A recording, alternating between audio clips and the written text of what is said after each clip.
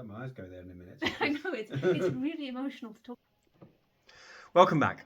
In this in-depth interview, I'm going to speak with Anna Fields, a survivor of the devastating Christchurch, New Zealand earthquake of February 2011. This is a longer video. In the first 3 sections, they are going to cover the lead up to the earthquake and provide some context. From section 4 onwards, Anna recounts her profound experience during the earthquake itself and then reflects on the aftermath.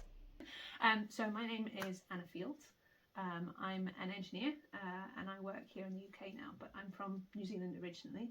My hometown is Dunedin, which is in the south of the South Island of New Zealand, but I studied in Christchurch because there's no engineering school in Dunedin. I had to go up to Christchurch for my degree. Sure. And I was studying from 2009 to 2012, a 4-year degree course. So my degree kind of spanned the major earthquakes that hit Christchurch in that time, which I think is why you want to talk to me. Exactly, that's exactly right. So before you moved to Christchurch, had you experienced earthquakes? Is that something that is common in New Zealand? Yeah, so New Zealand is on a fault line that kind of twists like this, and it's sliding lengthwise up the country. And so you have a big mountain range along the length of the South Island. You have a lot of volcanic activity in the central North Island. Yeah. So it's very much a part of what you're taught in school. You know, here you get taught stop, drop and roll if someone's on fire. We get taught drop, cover and hold, which is go onto your desk, cover your head or hold onto the table so it doesn't move away. Drop, cover and hold onto the desk. Hold onto the desk, yes. Okay, I've not heard that. Drop, cover, hold. Okay. Yeah, and you have like public information campaigns on the telly. You know, here you would have the have you checked your smoke detectors kind of reminder at New Year often, or when the clocks change. In New Zealand, you have the have you got supplies in the event of an emergency. I think you're supposed to have supplies for at least, I can't remember if it's 2 weeks or 2 days. It's been too long since I moved away. But they do public education about how much bleach do you put in water to sterilise it if you're not sure the water supply is clean, that sort of thing. We studied plate tectonics. Yeah, there was that awareness of earthquakes sort of thing. Yeah. I think I probably felt a few that I vaguely remember from childhood that were just like a truck rumbling, or my parents felt them and I didn't even realise what it was, and then she comes down in the doorway, that sort of thing. I vividly remember once at the age of maybe 13 or so, in a motel in Christchurch, we were there on holiday, being told, get out of the shower, there's an earthquake, and standing there with a towel wrapped around me, dripping in the doorway until the quake had passed. So it's something you grew up with as being something that's familiar to you? Yes, yeah. Okay. But I would say the one that happened in September 2010 in Christchurch, it was during the university holidays. So, They call that the Canterbury one sometimes. So Christchurch is in Canterbury. Yeah. So if they talk about the Canterbury quakes, they're often talked about together. As a group, okay. Yeah, it's just the region. Yeah. But yeah, I was in Otago, which is the region south of that, which is where Dunedin is. So 300 or 400 kilometres away, about 4 hours driving time. And even that far away from it, it was still by far the biggest earthquake I'd ever felt. Really? And that was not like a truck rumbling, that was the whole house is shaking, I can hear things moving, stuff's falling over, proper frightening. And it wasn't until later you go on, again, this is sort of, it's embedded in the culture, there's this awareness. There's a public internet site called GeoNet, which has live readings from seismometers all around the country. It's really interesting to look at. Your students might I've written it down too. But you could then go on to that and see where was it felt first and strongest. It's probably centred up in Christchurch, and then within 10 minutes or so they would have the magnitude reported and where the epicentre was on this public website, so you would know, I've got family in that area, I need to check they're all right, that sort of thing. Sure. So we knew quite quickly afterwards that it had happened in Christchurch. This is from the 2010 September 2010. Yeah, sure. It had happened really in the wee hours of the morning. I think it was sort of 2 a.m, 4 a.m, really early in the morning. And so fortunately there weren't any fatalities. There were a lot of badly damaged buildings, and there was a period of time where it was like, actually, we're not ready for you to come back. We're going to stay closed for a few extra weeks over the holidays. And then we came back and there were buildings that had been nixed on campus, including the Commerce building was brand new, but there'd been some flaw with it, and they'd said, no, we can't make this safe. And they set up so that we could take classes elsewhere as well. So we had classes in an electronics factory in town. They had enough space to do the electronics lectures there, so we had 2 days a week that we went there. And then the mechanical students went to a rugby club that was like an hour's bus ride out of town. Right. So they put on a bus and they were like, right, Yeah. Okay. the bus is leaving at 9 o'clock, full day of lectures at the rugby club. Yeah. It was just like the first building that was big enough that they could get a lease on for 2 days a week. Yeah. So they could keep going. And then we had some classes online for a while as well. So and it wasn't just September and then February. There were a lot of aftershocks in between. Yeah. And so we all had GeoNet shortcut on our laptops or whatever, so that we go and check, how big was that, where was it? Yeah. You would feel them. We would get exams interrupted because they had to check the buildings were safe again. It wasn't just September and February. There were a lot of aftershocks in between. I actually came over here to the UK, to this house in fact, that Christmas, and there's a builder's yard next door. I don't know if it's still there actually. But they have big trucks coming and going.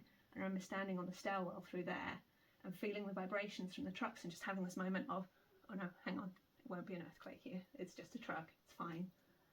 Because even not having been injured by it, not having been in the worst place, but just dealing with those aftershocks every few days, and that is this another big one, worry, had become so ingrained in me that I was worried about it even here. Yeah. You can't switch it off. But yeah, so the February one was the second day of term, and I was in an electronics lecture, computing, C programming lecture. Very dry topic, very dry lecture. It was only the second day of term and I was already sort of dozing off on the desk a bit. And the lecture overran. It should have finished at 12:50, but it was still going, so we were all still in our seats, which in hindsight was quite fortunate. It was one of these big sort of rigged lecture theatres, so it takes about 200 people with the flip up lecture theatre seats and long desks.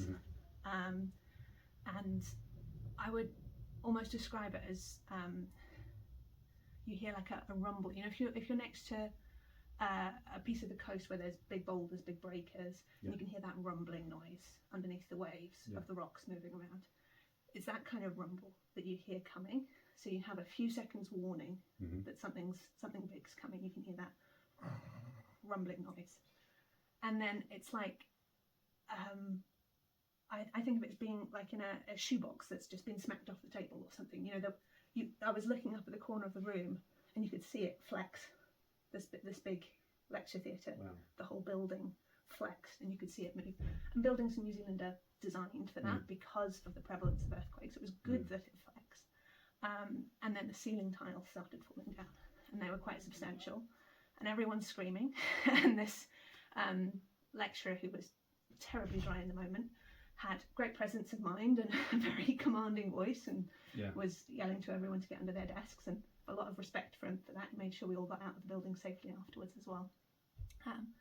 So yeah, that was all right. I actually ended up with huge bruises on my hips afterwards because you couldn't get underneath the desk to shelter from the falling ceiling bits without flipping the seat up. And when you're in that sort of panicked moment, you don't rationally go, I need to stand all the way up and then flip the seat up and then get under. And so I'm just trying to bung myself in that gap between the desk and the seat to get underneath it without thinking. Just, I know I need to be down there. And it took me a moment to, I need to stand up and flip the seat up and just think for a moment. And I'd done some work experience over here, and my employer had given me this nice pen as a thank you. It was an unpaid internship basically, but they'd given me some nice goodies afterwards. And that had been sat proudly on my desk, and one of these big heavy ceiling tiles fell onto it, and it was metal pen squashed like a banana like that, just where I'd been dozing 10 minutes before. So that was quite a striking sort of illustration of what if I hadn't got under the desk. That must have an effect on someone to have been so close to something so dangerous. And then sort of filing out of the lecture theatre afterwards and seeing classmates with, some head injuries and things. No one was seriously harmed in the lecture theatre, fortunately, but there were because of those ceiling. I don't know. They must have fallen down in the September quake, and they must have just put them back up again and gone, it'll be okay. It's fine. They replaced them later with very light foam board ones that wouldn't cause any harm, but they were these sort of dense particle board things before. And obviously they've got quite a long way to fall when you're in a big lecture theatre, so they have a bit of momentum. So yeah, everyone's filing out of the building. The mechanical students coming from a different wing, they had like a glass corridor to go through that had shattered and caused some worse injuries. I think they were really shaken up. And we're all standing out in the car park, lecturers as well. I remember lending my phone to one of a different professor, not the one that I'd been in class with, but a different one, because he didn't take his phone with him when he was lecturing, understandably. Didn't want to be disturbed, but it meant he was out there in the car park with no way to contact his family.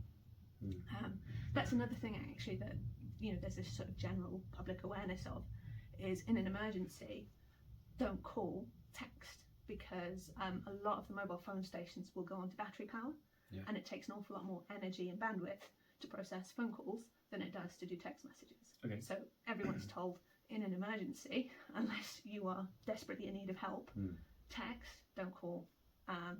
And so it was all people standing around the car park texting family members, housemates, etc. People were following that advice. They'd remembered it, and they did that. Yeah. Good. And I remember sending a text mate to my flatmate saying, you know, we're out of the building, are you okay? And I got a reply back saying, I think it was, I'm okay, but house isn't. And I'm thinking, oh no, what's happened? And I spent the whole walk home, it's about 20 minutes walk home from where I was, thinking, I'm going to come back to a pile of rubble, where am I going to sleep tonight? And I got home to find the bookcase had fallen over.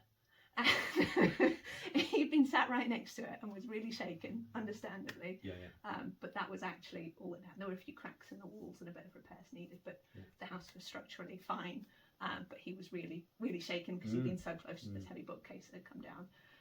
I was a bit cross with him about that. In his mind, that because I suppose it's every person has their own subjective experience. Yeah, and this is like that a minute later as well, and he's going, oh no, what else is wrong? You know, everything in my room's a mess. The bookcase is half on the bed. I've just been missed by it. It's, you know,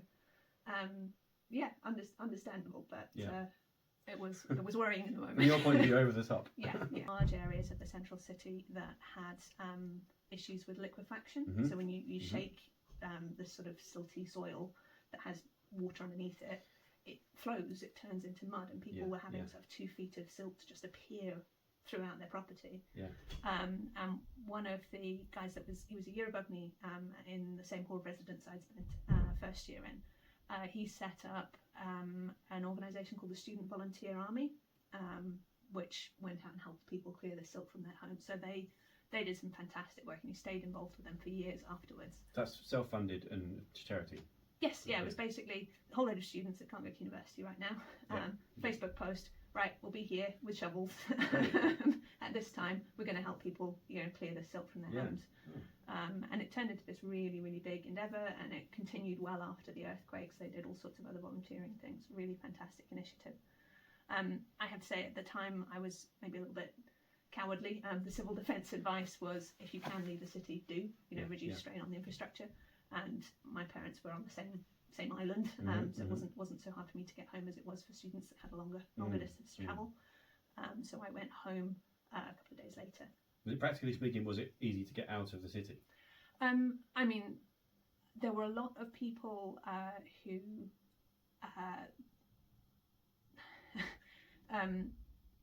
sorry, I need to go back to this topic of you know, awareness of other issues. One of the other things that we have training on in schools is tsunamis, right? So you have this risk in coastal areas of tsunami, and if you don't know that the epicenter of the earthquake is inland, and therefore any tsunami will be travelling away from you, and it could have been offshore, and a tsunami could be travelling towards you. If you're in a low-lying area near the coast, your first thought is, I need to get up a hill.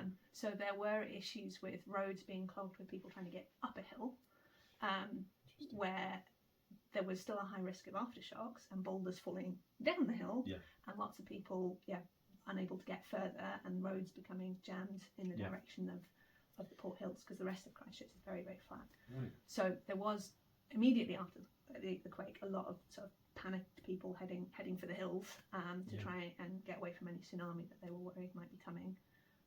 There are tsunami warning sirens that haven't gone off, I think, but you know, understandably better safe than sorry.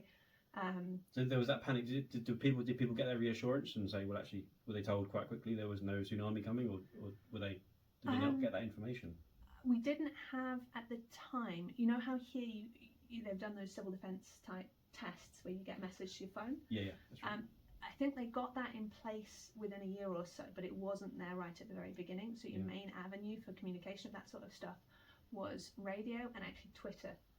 I wasn't on Twitter at the time, but one of my flatmates was, and he followed the local sort of civil defence organisation on there because they were communicating really, really well and really efficiently through that forum. Yeah. Okay. Wow. Powerful stuff. Okay. If we move to, once you came out, did you see a lot of other collapsed buildings around the city? So in the central city, there was what was referred to as the red zone. Red zone was used in two different ways in Christchurch. One was there was a region in the suburbs close to the coast that was referred to as red zoned because the council basically said, we're not going to supply services, we're not going to help you repair these homes, we're not going to, it's not economic. Really sorry, we know it's your home, you've lived there a long time, but this land is too unstable, there are too many aftershocks coming, it's just going to silt up. We're writing this off. And they didn't forcibly expel people, but obviously when you're told you're not going to have sewage or electricity or any services in this area, you're kind of forced to move. So that was what was referred to as the red zone.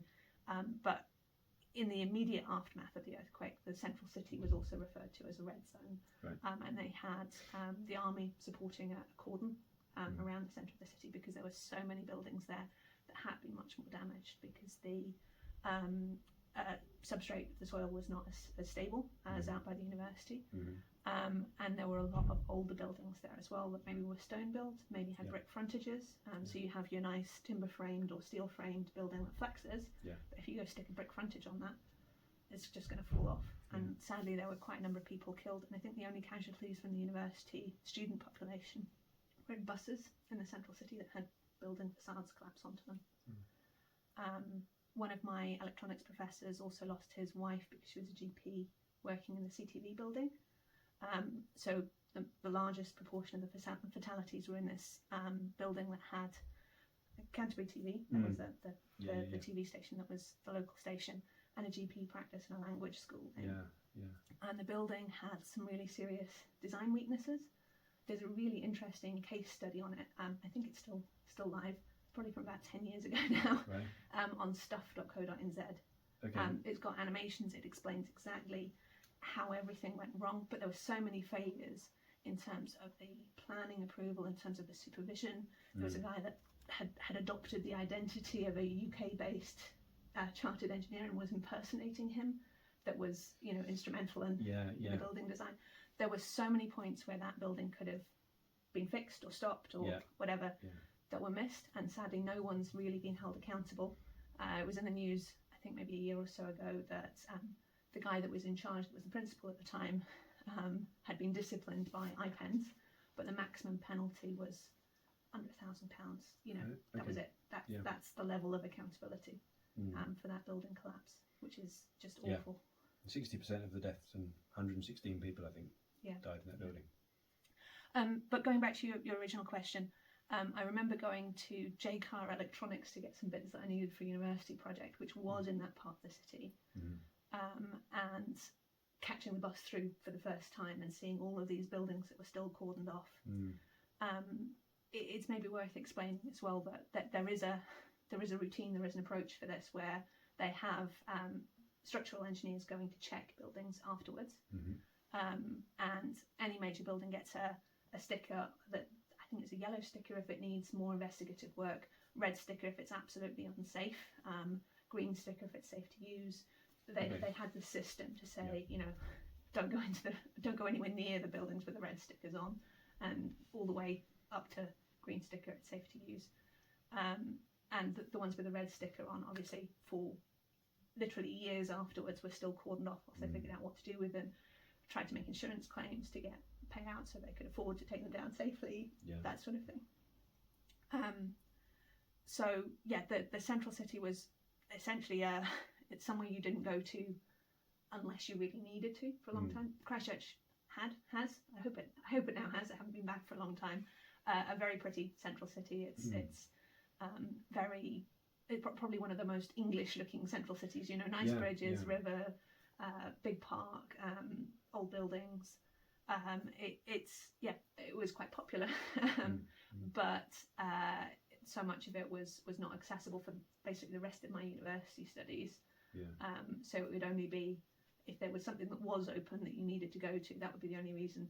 And a lot of stuff, like there used to be a big market at the old university campus, the historic one that used to be in town. It was now called the Arts Centre. Big tourist attraction. They had a big craft and food market there. All of the food sellers moved out to the university. So we had this fantastic, all sorts of ethnic food stalls set up in the university car park because they needed somewhere to go. A lot of people, shifted their businesses out, so they were centred in some of the malls around the outskirts of the city. And I think, unfortunately, they've really struggled to bring activity back into the central city since, because there was this exodus, because the central city was closed, was a no-go zone for so long, that things became more concentrated around these suburban malls, and the central city kind of lost a bit of its buzz, of its nightlife, that sort of thing, that's only slowly coming back, or has come back, I believe. That's interesting that things would shift down, because it lost a lot of people as well. The population dropped quite considerably. It did, and to be honest, I think if I'd been choosing where to study 2 years later, I would have gone, you know what, I'll go for Auckland instead. It seems safer. I know there were people with young families, or people that had been really traumatised in one or the other of the quakes that went, I can't cope with these aftershocks, because they were constant. It's not, there was this one and then there was that one. It was, at times, every few days, there would be a new shake, and you'd hear it coming, you'd be going, this is another big one. You'd have that adrenaline rush, that fright in the moment, every single time, and that's no way to live if it's really getting to you. I can imagine. A lot of the case studies we look at focus in the end on there being quite a lot of mental health crisis within communities, and health services struggling because of that, because people aren't coping at all. Now that clearly is more obvious in poorer places maybe, but I guess that runs through richer I countries think too. the anxiety and the mental health struggles are going to be a common theme anywhere. But the other thing that is interesting, I remember talking to one of my professors that worked really closely with the public hospital, is you have like non-obvious challenges. You have a whole rush of people coming to hospital for injuries they've sustained in the earthquake, but you also have a whole rush of pregnant people who've gone into labour, because the stress of the moment triggers that. So you've not just got your, injuries from falling buildings to deal with in the aftermath of a big disaster like that. You've got other difficulties as well. Other, asthma attacks triggered by dust. They had challenges with that. It's not necessarily just falling objects of the issue. Yeah, wow. I hadn't thought of that. That's interesting. I think sadly there was one girl that did die because of an asthma attack months later, because of the silt in the area. This very fine dust that, if it was windy, would get up into the air. She had a really bad attack and passed away. Yeah, the effects of these things can be seen later on when you don't expect it. That's really interesting. Okay, I wonder if we've covered the thing. You've covered a lot of that content. There's one thing that I remember came into my mind when I was watching the previous video. I did watch it through. I did come prepared. Thank you very much. Was you sort of talked about New Zealand being able to recover because it's a wealthier country. I think there's also a significant element of preparedness as well, and so New Zealand had they've rebranded and they've broadened their scope now, but they had at the time what was called the Earthquake Claims Commission, EQC, and that basically meant that any residential property had government underwritten insurance cover up to a certain value. I think it's about £300,000 per residential property. And so that avoids the situation that the domestic insurers go bust when there's a big disaster that strikes across a large swathe of the country. And as long as you have some level of home insurance, you automatically have this government underwritten cover. It's a bit like our national insurance here for healthcare, but for New Zealand it now covers all types of natural disasters. They've recognised that with global warming, with other types of widespread natural disasters, they actually needed to expand the scope of this cover.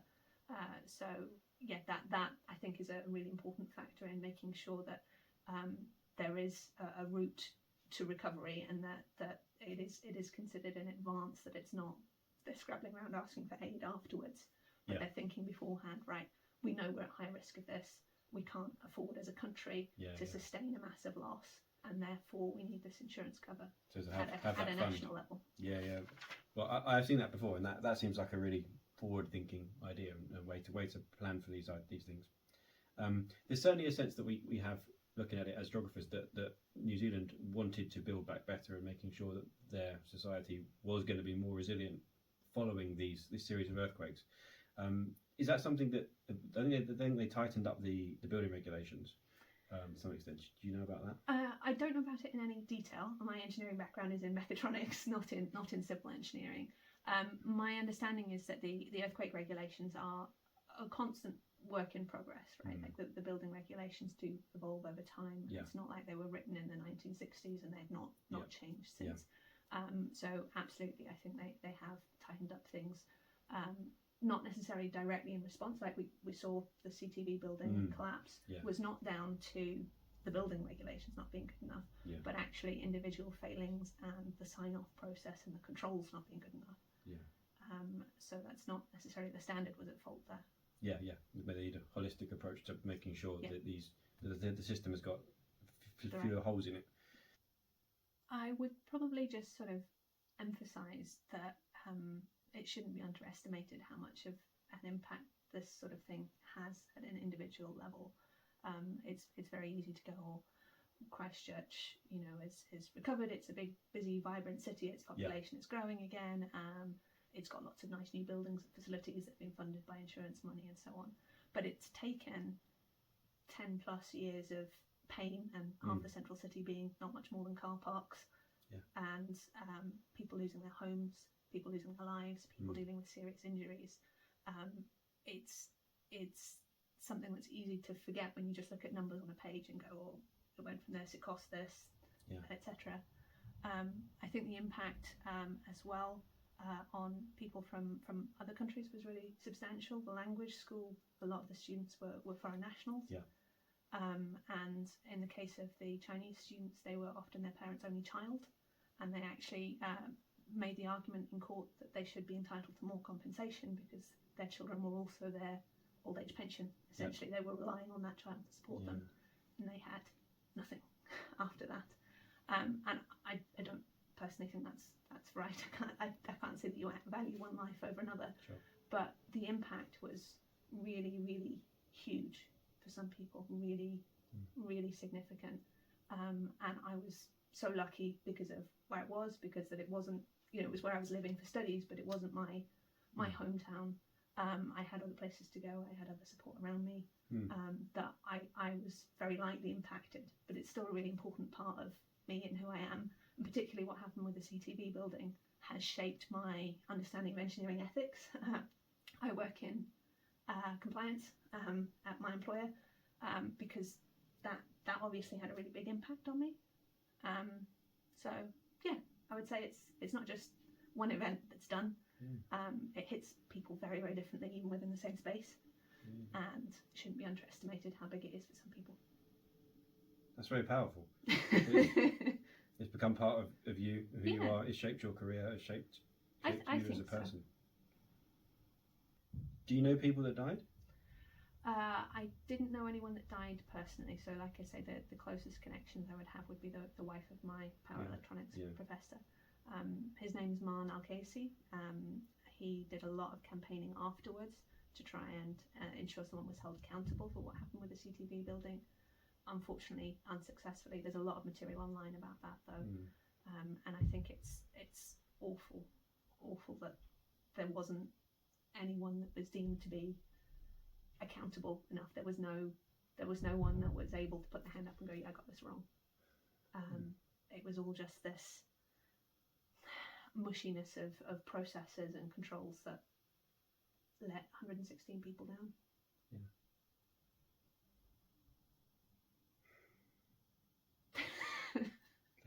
Thank you. That's really good of you to share that. I felt my eyes go there in a minute. I know it's really emotional to talk about, and sorry you went through that.